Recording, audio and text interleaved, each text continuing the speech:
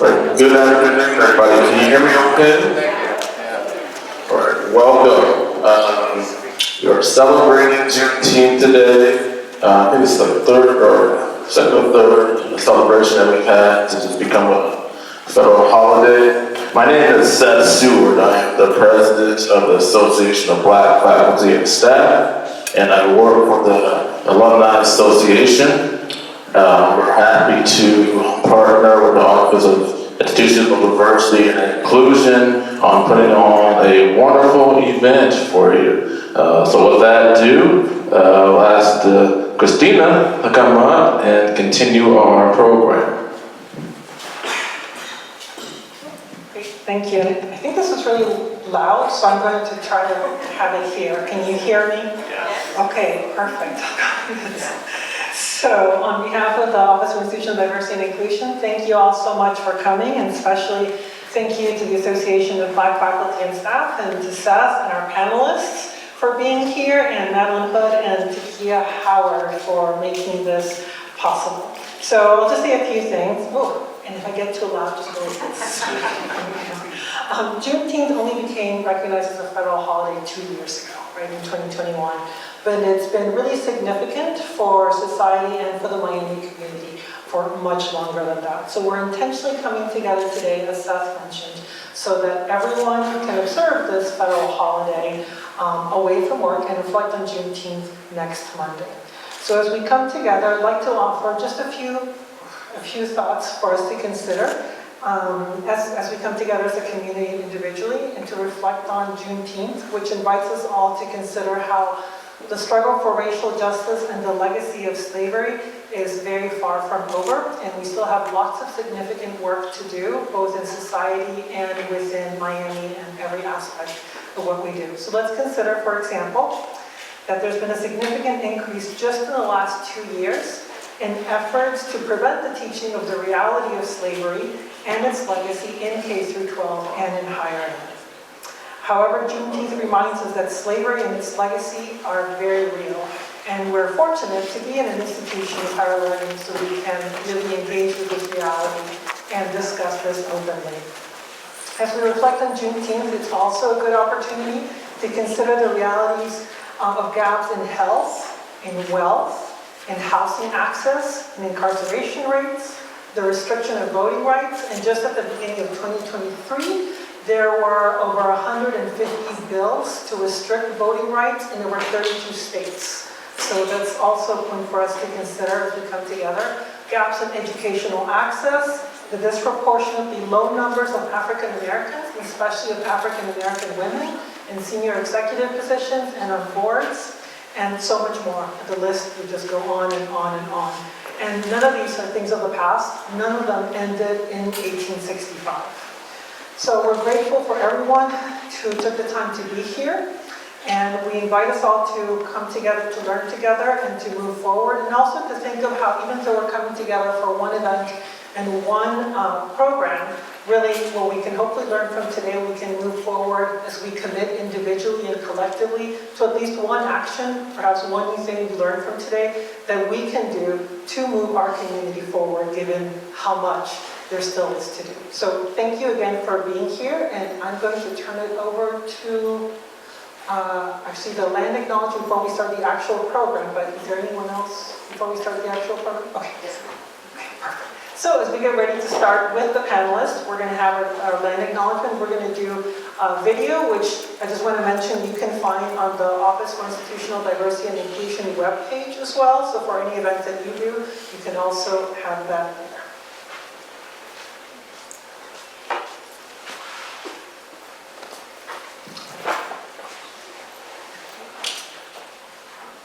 And volume.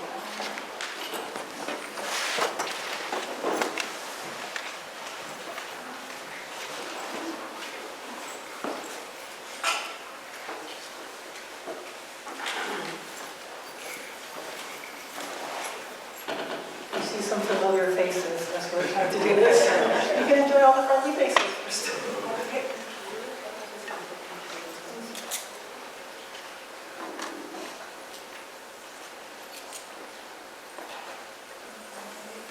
So we're happy to also read the land acknowledgement. We wanted to share this since it's very fascinating.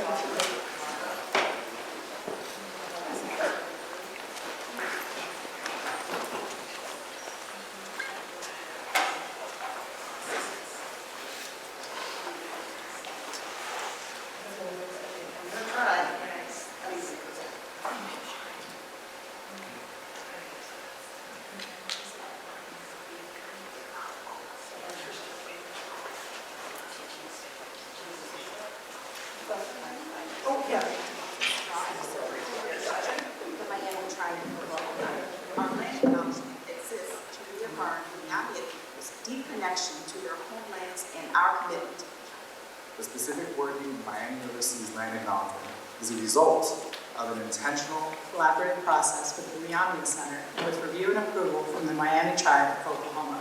As we begin, we'd like to share this land acknowledgement with you. Miami University is located in the traditional homelands of the Miami and Shawnee people, who along with other indigenous groups ceded these lands to the United States in the first Treaty of Ridgeville in 1795. The Miami people, whose name our university carries, were forcibly removed from these homelands in 1846. In 1972, our relationship between Miami University and the Miami Tribe of Oklahoma began and evolved into a reciprocal partnership, including the creation of the Miami Center at Miami University in 2001. The work of the Miami Center serves the Miami Tribe community and is dedicated to the revitalization of Miami language and culture and to restoring that knowledge to the Miami people. Miami University and the Miami Tribe are proud of this work and of the Miami students who have attended Miami since 1991 through the Miami Heritage Award Program.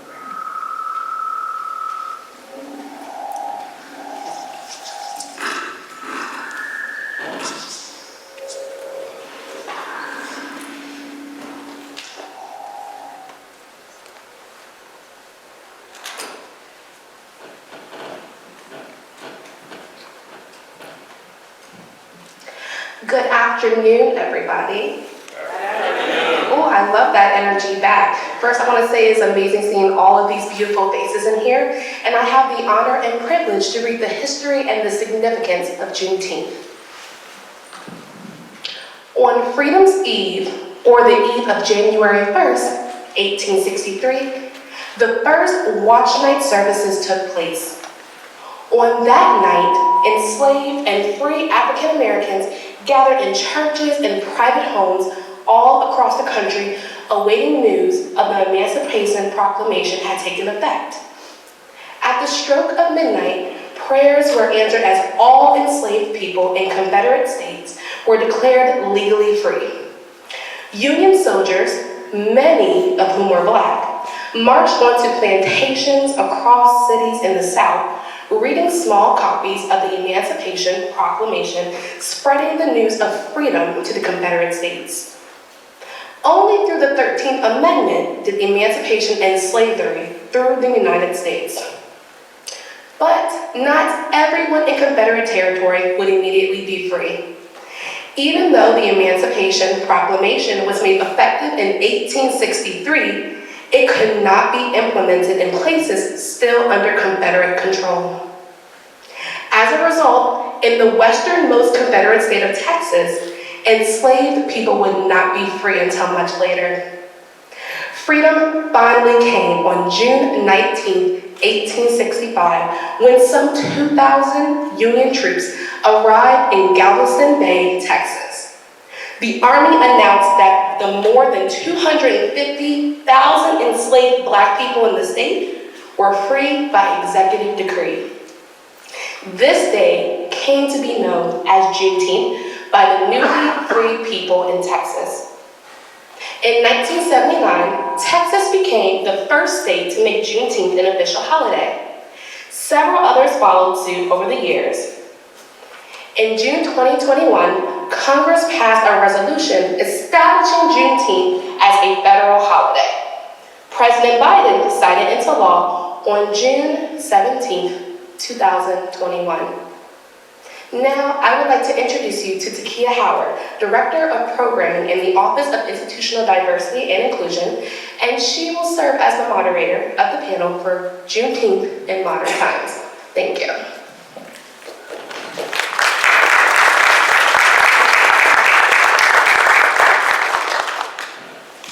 Thank you. I'm going to pass this microphone to our panelists. We won't spill as much, part of the feedback here. But thank you all again for coming here for this moderated panel. And I want to encourage you all to consider this as a conversation, a community conversation, where we get to hear from some folks that I admire in our community about this relatively new holiday for many, but for some of us, perhaps it's part of our everyday life or part of our annual celebration and engagement. So please consider this as a conversation. Hopefully we have opportunity for folks to ask questions or dialogue. We feel free to respond kindly. And but of course the clapping and ahas and oohs are definitely something we're looking for.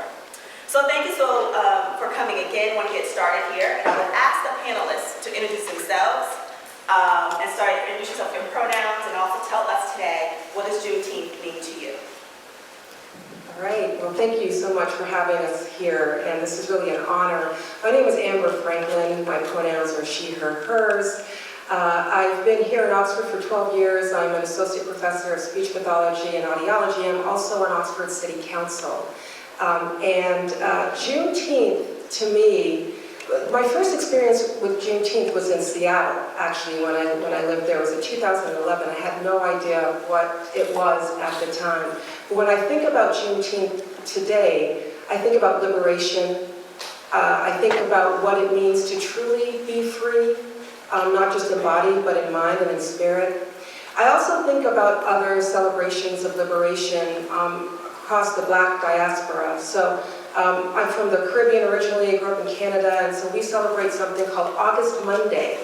And August Monday is a reflection of the emancipation in the former British colonies. So in 1833 is when the slave trade was abolished in the British colonies, and so I think about the connection that we have to Juneteenth globally as well.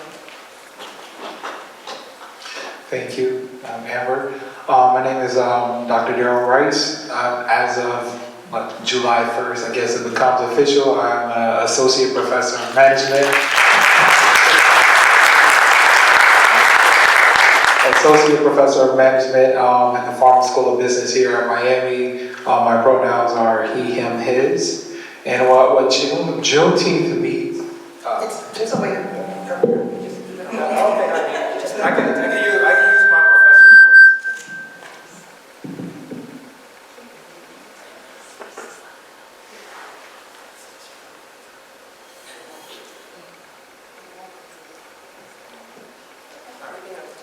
Can you guys hear me? Yes. We're all faculty. So what Juneteenth means to me, it's kind of this reflection of just how layered and complex the Black experience is here in America.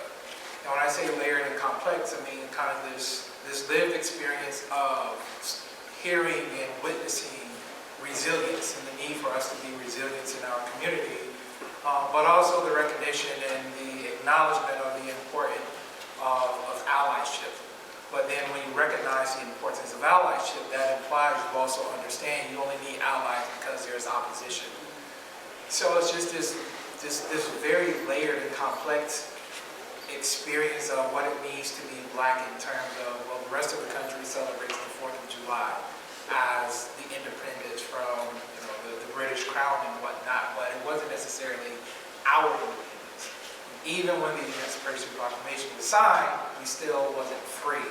So it's always these kind of exceptions to the rules when it comes to being Black in America. So I think for me, Juneteenth is this period of reflection and acknowledgement of just how layered and complex the Black experience is, where we have stories of resilience, triumph, defeat, oppression, allyship, opposition, and ultimately excellence as well. Try to turn it down. This better? No, we can't turn it off. Well, we turned it down. That's good. Hello, everyone. My name is Vicka Bell-Robinson, and I serve as Director for Residence Life. I'm starting my 17th year at Miami. I use she, her pronouns.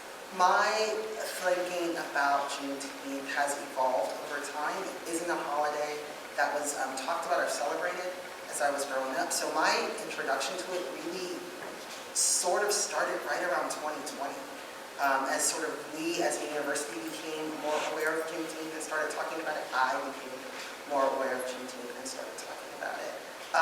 As I think about what it means to me, I think about those folks in Texas on that day, those folks that had no clue that they had been freed, learning about it, and just the joy that must have been in the air. So Ta-Nehisi Coates in his book, Between the World and Me, talks about how all you could see, all Black people could see, was slavery for their entire history and slavery for all of the future.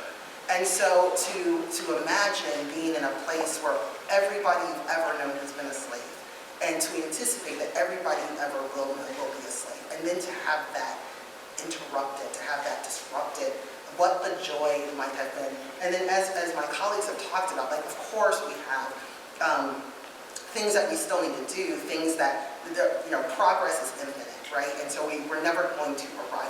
There's always going to be something. But I imagine on that day, there was joy. And so I guess I think about that when I think about Juneteenth, that there is still something to be celebrated. And we're not where we should be by any means, but we're not where we were either. So that's what I think about Juneteenth. So, as you all spoke about what has Juneteenth and what does Juneteenth mean to you all, do you think it's a time of celebration? I know that you kind of lean towards that a bit, but do you think today, in modern times, Juneteenth is a time for celebration or something else?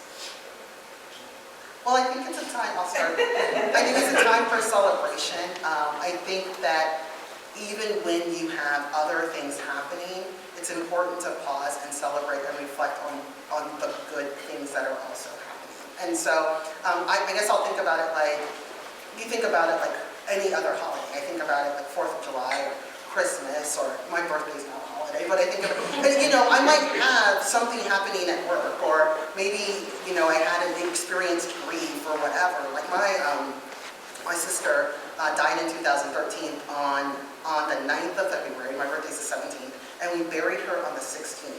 My birthday was the 17th. Now I can choose on the 17th to be like, well, I'm super sad, like my sister's deceased, and I have all this grief. Or I can choose to say, like, today's still my birthday, right? And so I think that doesn't dismiss, that doesn't release, that doesn't reduce the grief, that doesn't reduce the hardship, but it also can acknowledge the celebration.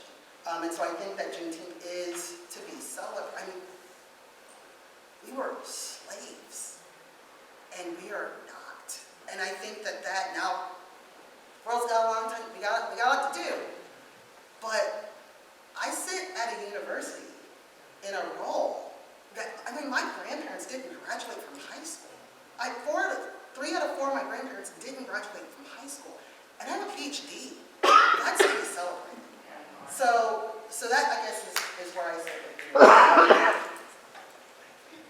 as a celebration. I will echo Vicka's point. I do believe it is a time for celebration, but I also think we have to understand people celebrate differently.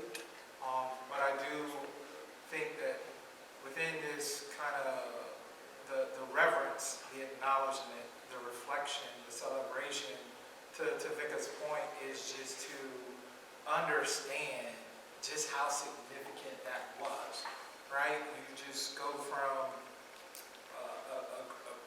a community being enslaved for centuries in this country to all of a sudden, this is no longer, our official there's no longer this legalized systemic oppression where you can be owned.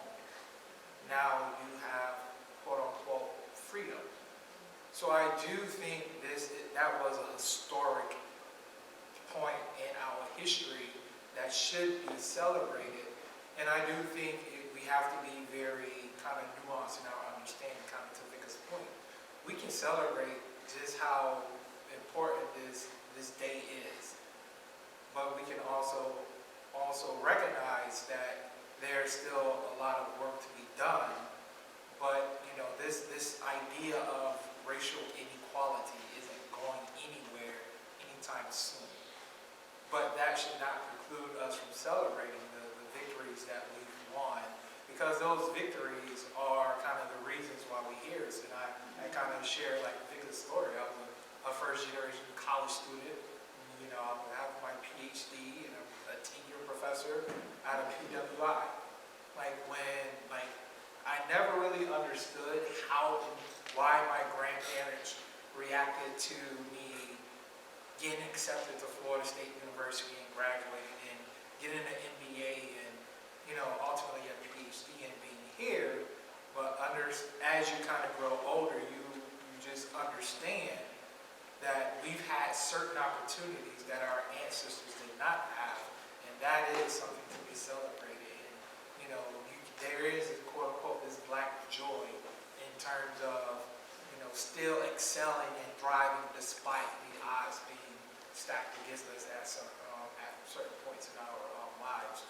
So I do think it is proper to celebrate Juneteenth, but I also recognize that our celebrations are different because we're just not a monolithic people. It doesn't work. Okay. I think it's a time for whatever the individual feels is necessary for them in that moment. So there's a woman named Tricia Hersey. She has a whole program called the NAP Ministry, and she talks about the importance of rest.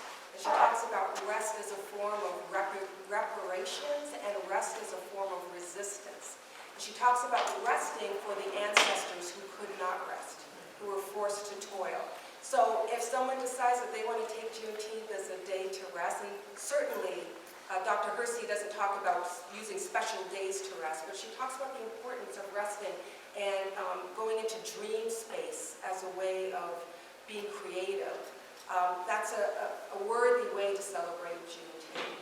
Some may choose to use it as a time to strive. They may think, well, I have this day, I'm going to work on a manuscript, I'm going to pump that out, or something like that, you know, because it's going to help advance me as a black person. A time for community, a time for reflection. One of the things that I've been saying several times on City Council, especially as we see a lot of the anti-black legislation coming out at every level, right, is I talk about hope as a practice and a discipline. That hope isn't a feeling, that you have to practice hope and you have to be disciplined in practicing hope. And so while I agree with what Ta-Nehisi Coates said about black people at some point not being able to see anything but slavery because that's all they ever knew and there was nothing in the foreseeable future, I also think about someone like Harriet Tubman, who at some point, and she wasn't the only one of course, said, I'm too sacred for this. Right? And I got those words from a book I'm reading right now by a woman named Dr. Christina Cleveland. Her book is called God is a Black Woman. And she says, you know, at some point, Harriet Tubman said, I am too sacred for this. So I would encourage us to say, like, what is it that's binding us right now in our life that we know we're too sacred for, that we can liberate ourselves from? So there are so many different ways, but I think, yes, celebrating is perfectly acceptable. Sacred and hope. All right. Thank you, Dr. White. So all of you also talked about, yes, celebration, yet there's work to be done. How do you, or how can we integrate and leverage DEI strategies in our everyday lives for the impact that you want to see?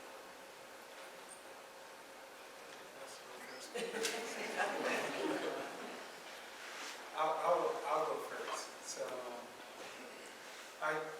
being someone who does DEI research and teach DEI in a business school, I think there are just obvious and evident lessons that we can just benefit from. For example, like what are some strategies that we can kind of use?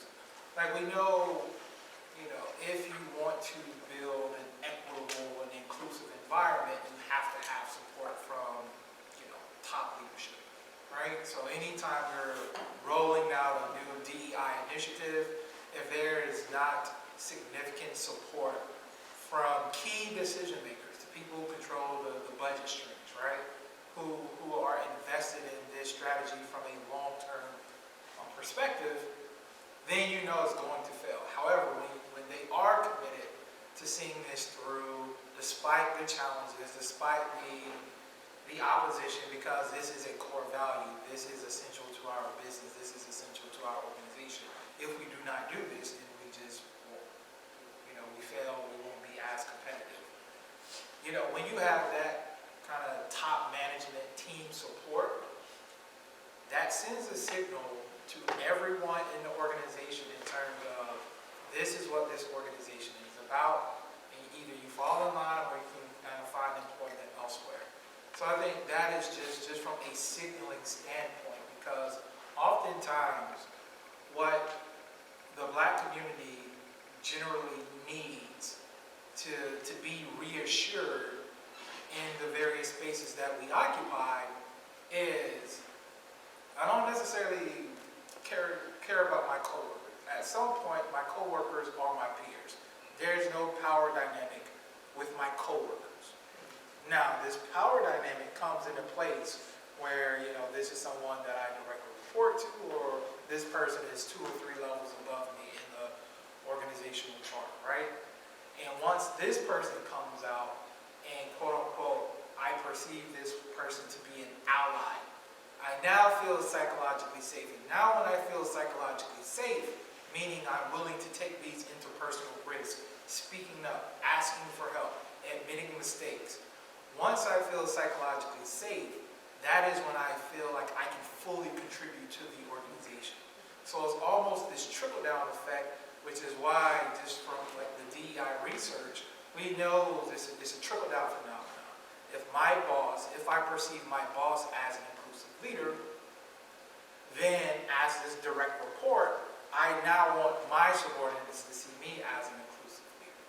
So I think just understanding how it can actually be this cascading phenomenon in the workplace, because it's been tested, I've written about it, it's been replicated, and to me it's a no-brainer. It was like, all right, if you want to build a more equitable and inclusive society, look at what the leader is saying, look at the leader's actions, and then either that will galvanize a critical mass, because you don't need, quote unquote, this unanimous consensus. You just need a critical mass to effectively implement, your DEI strategy. So that would be, my suggestion. It starts with leaders, and it starts with knowing that they are committed to the cause, and they, quote unquote, will be effective allies and not performative allies. I'll echo what Darryl shared, and then I'll also encourage those of us who have privilege to lean into that. And I'm not talking just about racial privilege, but also institutional privilege. So, for example, we think about all these bills that are coming down from the state legislature, right? And we know that a very small percentage of tenured faculty and full professors are Black, right? And think about the precarity that many people, staff and faculty, experience. So what I did this year, when those bills started coming down, I decided to take almost an entire class period for the 2 classes that I taught to educate my students on what the bills were and how it would affect them socially here at Miami, but also specifically related to our Department of Speech Pathology and Audiology. And because the interesting thing is that a lot of the professional organizations are leaning into DE&I, right? So a lot of the accreditation standards require that we teach about race-based health disparities and all of those things in order to receive our accreditation and to prepare clinicians and employees for the real world that exists. But then there's this pushback that happens legislatively. And so I decided, and it was one of the first real things that I did, it's like, you know what, Amber, you have tenure now, right? You should be educating the students on this, and if a student wants to complain to a parent or the chair, I know that I have our chair support, so that's why I wanted to echo what Darryl said. That's really important, but I think even if I didn't, I think this is the time to just leverage whatever privilege we have and to make it happen in small ways as well as big ways. I heard somebody tell me once, when I was still timid about this stuff, that oftentimes this is quiet work. And it doesn't have to just be quiet work, but sometimes just the conversation you have in your office with a student. That's an important way to leverage DE&I. Last night, I was a speaker on behalf of the city at Buckeye Boys State. It's an American Legion program. It's happening here in Oxford right now. Hundreds of young men from around the state are here, and so I was on the platform with Congressman Warren Davidson, who spoke after me, and I spoke on behalf of the city and talked about my background and heritage. And there were not many young black men in the audience, but two of them approached me.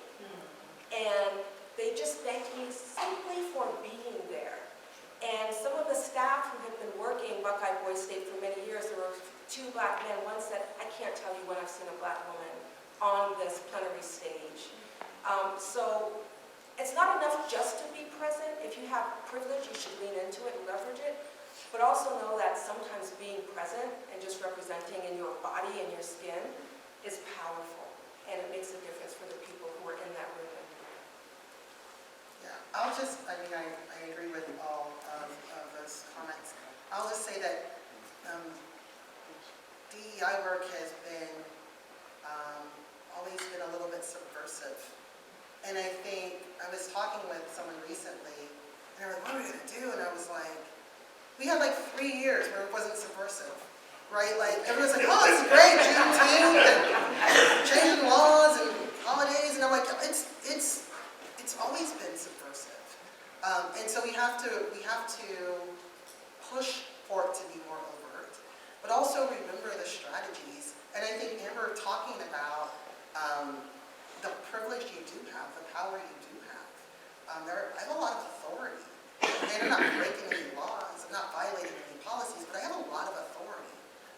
And so how am I shaping the environment in which I do have authority and influence over so that we are inclusive, so that we are equitable? How am I doing it? What questions am I asking to make sure our processes are fair? What barriers are we removing so that we can provide more access? So I think there's a lot of things that you can do in your formal roles at the university, but I also think you have to think about your own lives. You have to think about like if the only people I'm ever spending social time with are people exactly like me, that doesn't further anything.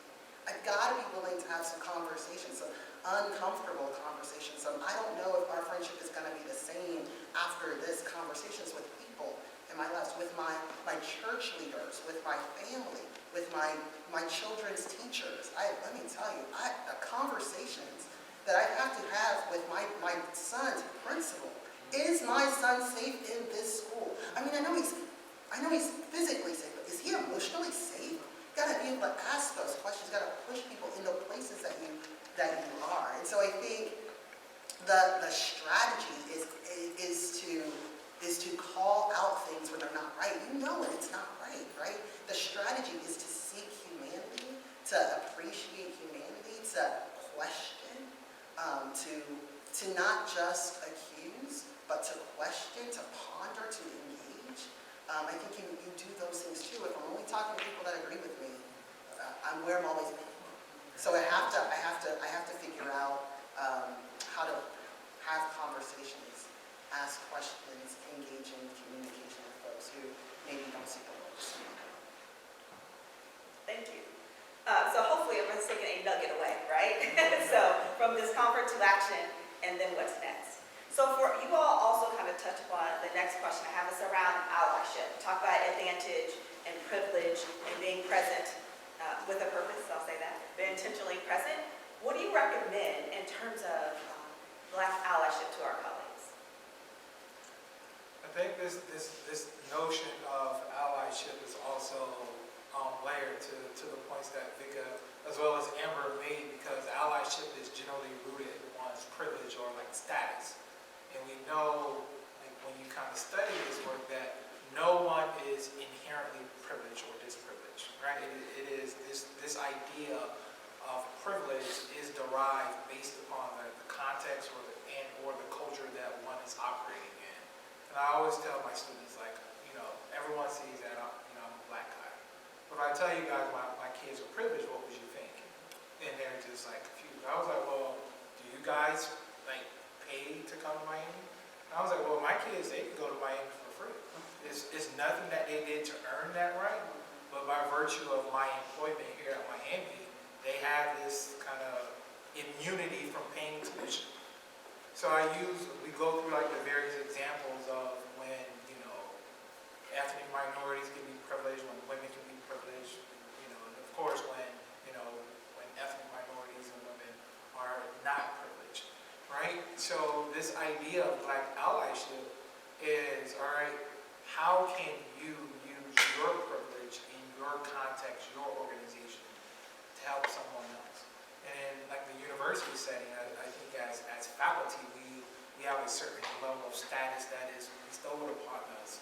But how are we using our status as faculty to help our comrades who are just staff, right? So I think in this idea of allyship is, to what extent am I removing barriers from, as me being someone in an advantageous position, to what extent am I using this position, this status I have, to remove these barriers?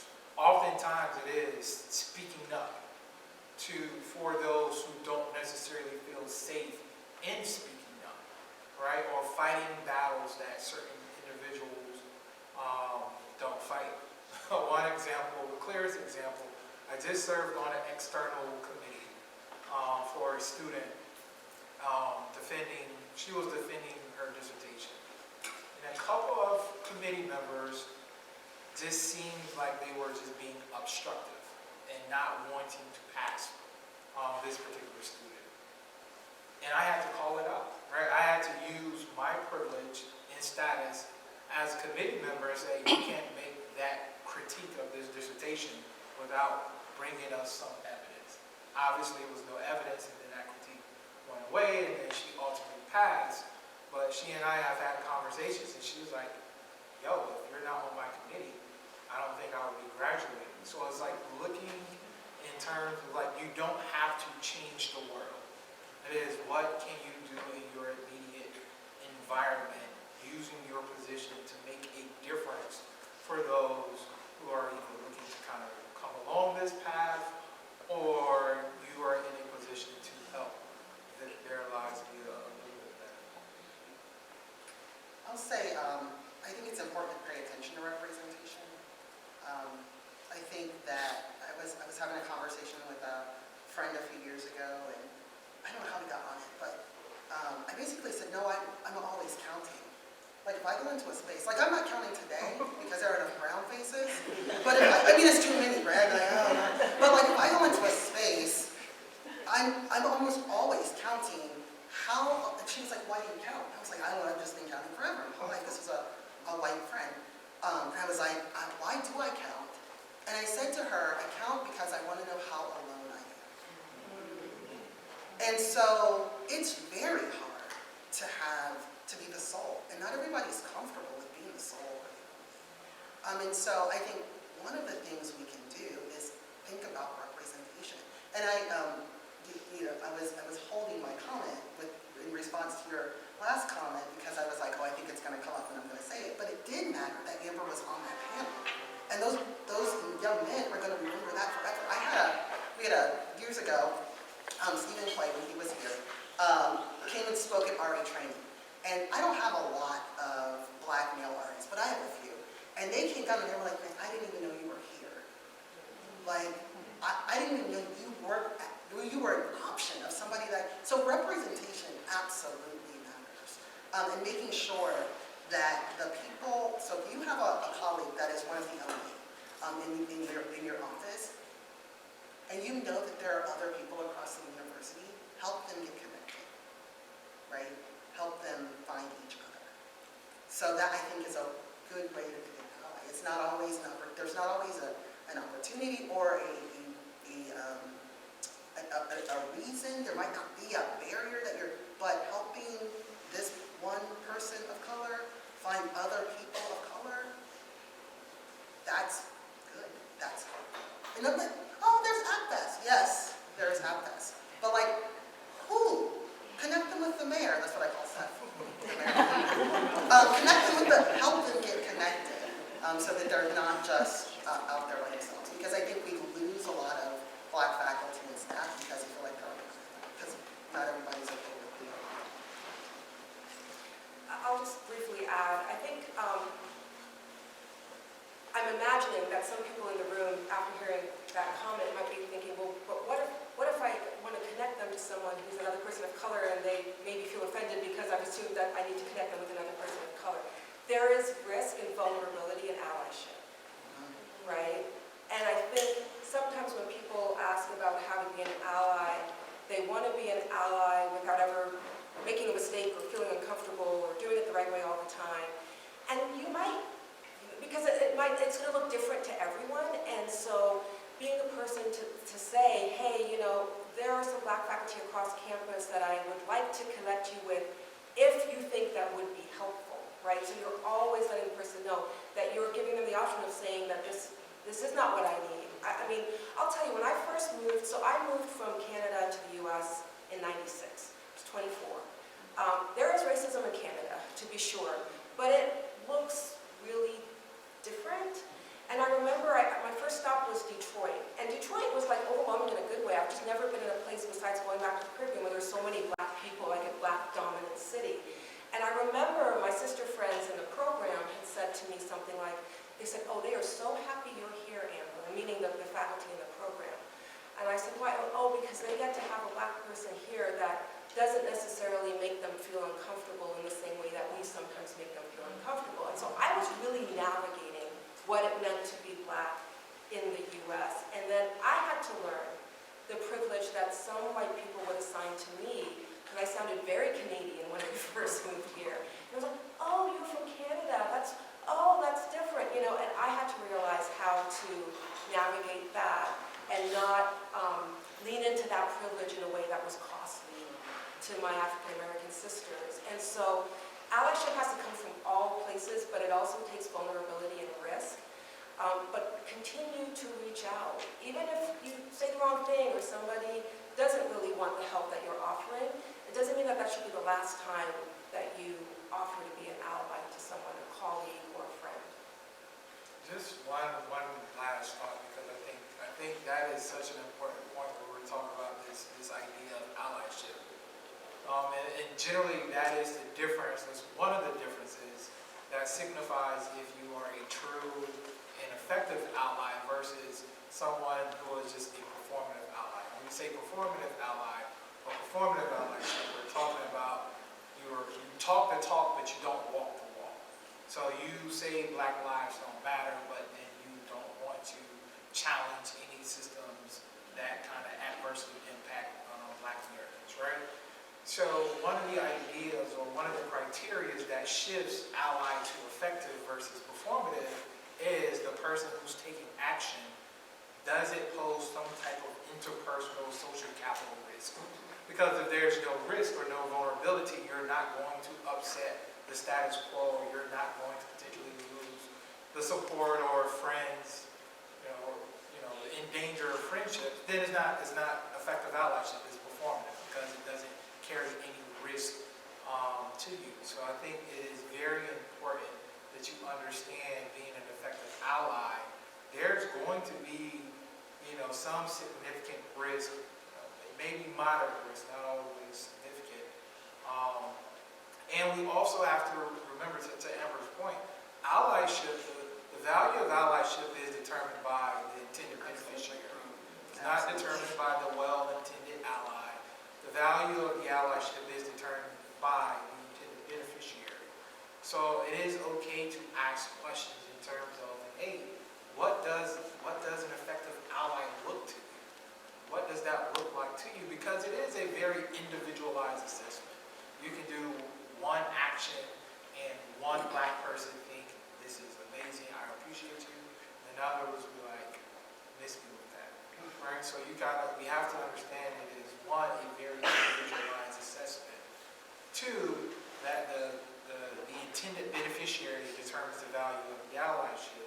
And if you want to be an effective ally versus formative outline, there has to be some skin in the game. You have to be willing to challenge systems that disproportionately adversely impact Black people. If we're talking about being an ally to Black people.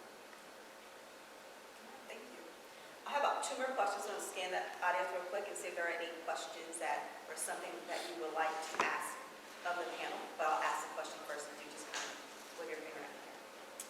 So we have several challenges we face in society related to racial justice. How can we help our children and our students, we are our whole people here, our children and our students, to understand, respect, and aim for a more equitable society? Well, I do it through my teaching in my department. So again, in speech pathology and audiology, the discipline is about 96% white. It's about that high female as well. So there's not much diversity among speech-language pathologists, but the community in which they will work is very diverse, right? They'll work with multilingual speakers, they'll work with people from different races, multiracial people. And so it's important to me that I lean into teaching my students about the disparities that exist and how to address them. And one of the frameworks that I have found very helpful is something called the groundwater approach to racial equity. I see some people nodding, I see other people nodding. So let me just explain it really quickly because I think it's a great visual. The idea is that, if you were to go to a lake and you saw one fish that was floating on the top of the lake, you'd probably wonder what happened to that one fish, right? You'd wonder if it hit a boat or it just lived its natural lifespan or did it swallow something it shouldn't have eaten. If you went back to the lake the next day and you saw half the fish floating, you wouldn't want to know what happened to each individual fish. What would you ask questions about? The water, right? And then if you were to go in a helicopter and you looked at lakes in an area that are connected underground by groundwater that is shared, and in every lake half the fish were dead, again, you wouldn't want to know which fish chose to eat the wrong food and which fish, went up to the boat that it shouldn't have. You would want to know what's going on with the groundwater. And so I use that analogy to talk about the systemic disparities that exist. And the links in our society is the healthcare system, criminal legal system, the financial system, the educational system.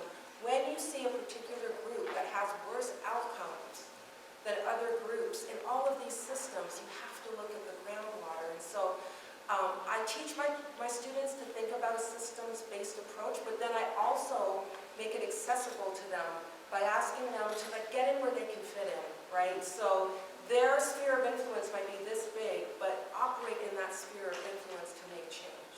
So you have to, again, hope is a discipline and as a practice. If all we do is talk about all the things that are wrong without emboldening people and letting them know that they have the resources to make those changes, even in small ways, to move the needle, then we're not really moving forward. We have to instill hope in people and faith in their own ability to make those changes.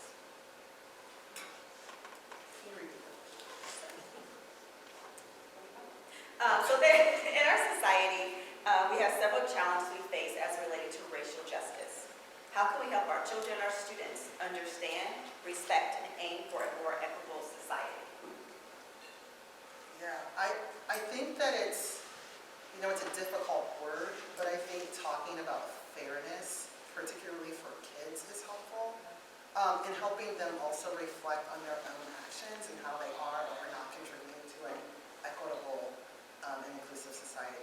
And I have 3 children, and so there's often an opportunity to just sort of interrupt whatever they may be thinking or talking about, and really trying to get them to see the world beyond their own experience, beyond their own front door. And so I think talking through that, my daughter was having a conversation yesterday with a friend, and I said, what you're doing is not good.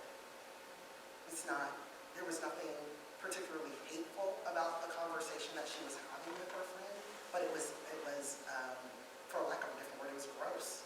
They were talking about a third friend and the actions of that third friend, and I said, that's not doing anything. What, you just find something else to talk about, And so I think we have to be willing to interrupt conversations. I love what you said about the risk involved in interrupting sort of the status quo. And I think we have to do that with our colleagues, we have to do that with our family members, we have to do that with our children. We certainly have to do that with students. The other thing that I think we can be better at as a society, as a group, is taking the time.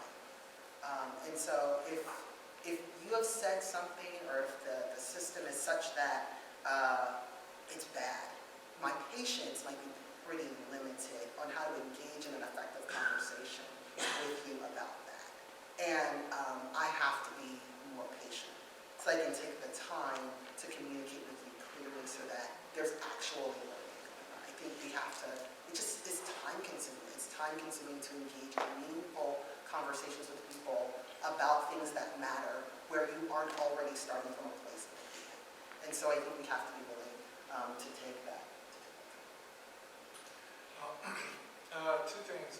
First, I think you just have to be the change you want to see. So I'm a big fan in modeling the behavior or the attitudes that you want, that your kids should. Like if you want your kids to do this, then you should, quote unquote, lead them or be an example. So I take that approach with my students as well.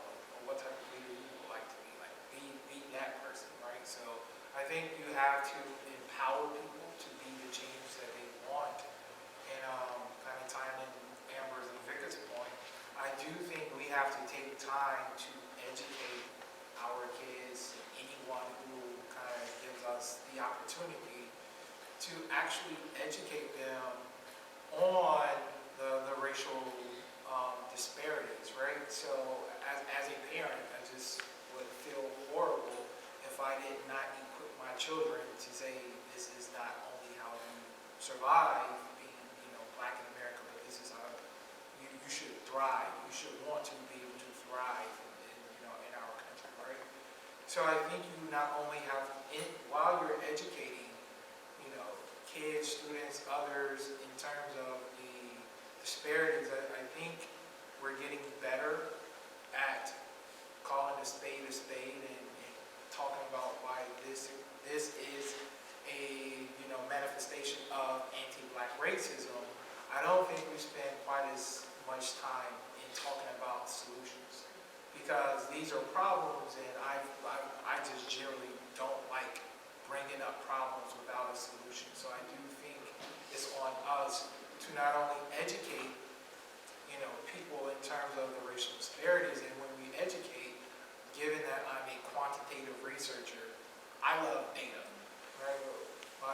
My friend shared a nugget with me a few years ago, and it stayed with me. He said, trust God, everyone else bring data. So anytime and I take this approach in my class, like when we're talking about gender or racial discrimination, just bring up a court case where this company had to pay this amount of millions to settle a racial discrimination lawsuit. Then I asked him, what do you think happened to the manager of that division? Do you think his or her employment opportunities going forward are better or worse after this ruling came out? So with that data, because you're not arguing with me, like this is what the data is. Like this, they've already proved that racial or gender discrimination happened. This was the penalty, or this is what they settled. All right, so we know that based upon this data that this is prevalent. Now, what do you think we could do to build a more equitable work environment so you're not getting your company sued? And then we talk about, all right, well, this is what happens if you do this. These disparities tend to go away, because there are solutions. There are evidence-based solutions in terms of, hey, well, what happens if you want, what can be done to minimize the bias in our hiring practices? Well, the data suggests if the people who are in charge of the hiring decisions, if they have this agreed upon criteria, i.e. this rubric, when companies have rubric or hiring people have rubrics, they tend to be more consistent in their evaluations. And then kind of these subjective ideas of, I don't think this person is a fit here, that tends to be mitigated. So I think to the point, we have to take our time to not only address racial disparities, but also what are the solutions? What are some evidence-based solutions? Because again, I'm just a fan of data, particularly when you have to have difficult conversations. Because I don't want you thinking this is my belief. No, this is kind of consistent with what a lot of people doing this research have already demonstrated this is happening. Thank you. So our final question, as we close out this session, I want to ask each of you a quick checkout moment. As we've talked about it, as this is what our second or third year of actually having a federal holiday as Juneteenth, and we know holidays come and go, mean some to some folks, mean some to others, nothing to others. What would be your vision or your hope? I'm going to make it specific about Miami University as we have now recognized Juneteenth. What is your hope? Would you like to see your vision or hope of this celebration acknowledgement of Juneteenth? I say this like having kind of this multiracial, multi-generation group of Miami people from the Miami community come to programming centered on Juneteenth, because my vision would not be is just the Black community show up and we have a good time, right? It is, hey, a lot of people, Black and non-Black, understand the significance and importance of this day.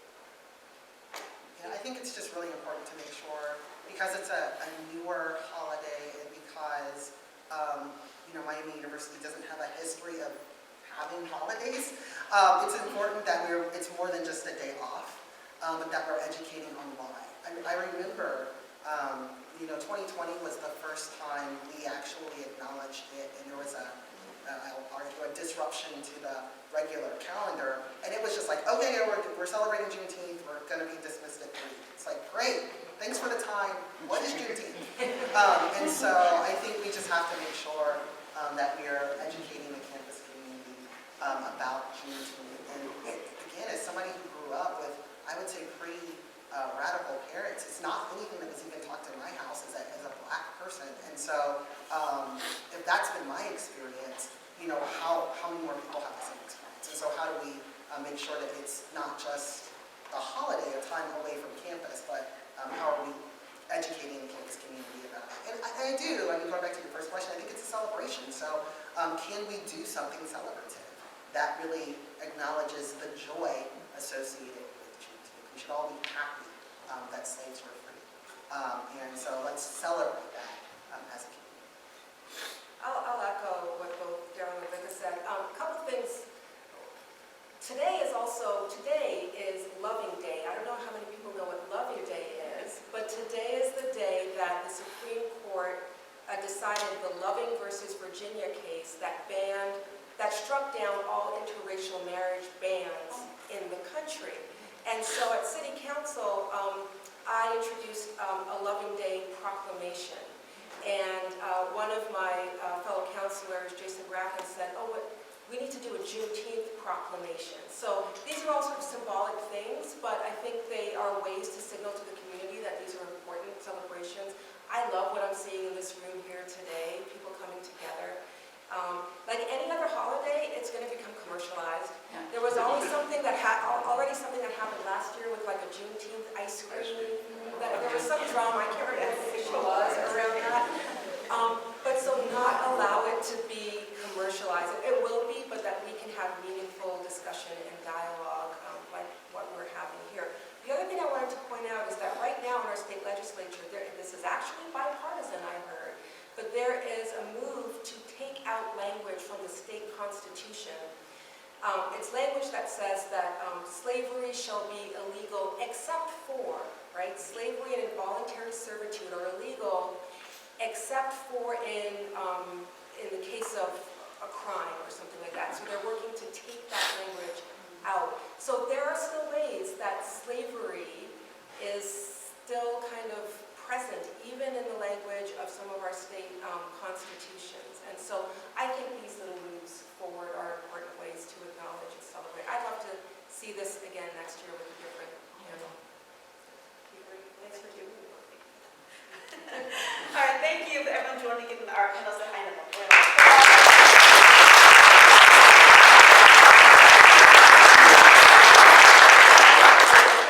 For joining us in this panel, we sat down together and said who and what we want to talk about, and these names came up, and we're so very excited to have you join us today. As Dr. Franklin said, we'll do it again next year. Perhaps you'll be here again. Thank you. So we do have refreshments in the back. They are the color red, just a little advice.